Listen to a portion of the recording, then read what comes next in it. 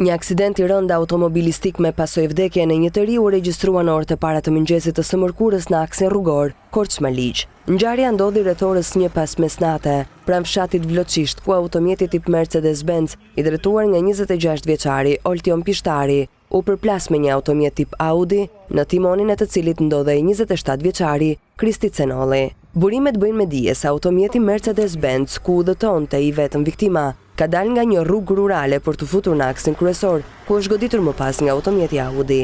Për shkak të përplasjes së fortë, Mercedes-Benz përfundoi në kanalin anësor të rrugës, thuajse i shkatëruar plotësisht. Si pasojë plagëve të marra 26 vjeçari humbi jetën në vendngjarje. Ndërkohë drejtuesi i Audit, Kristi Cenolli, si dhe një pasagjer që udhëtonte me të, mbetën të plagosur. Ata u transportuan në spital ku po marrin mjekim dhe ndodhen jashtë rrezikut për jetën. Sipas të dhënave paraprake, shkaki i aksidentit dyshohet të ketë qenë shpejtësia e lartë e automjetit Audi, errësira në rrugë, si dhe futja e gabuar në aksin kryesor nga ana e automjetit Mercedes-Benz. Megjithatë, rrethanat e plota të aksidentit pritet të zbardhen nga hetimet.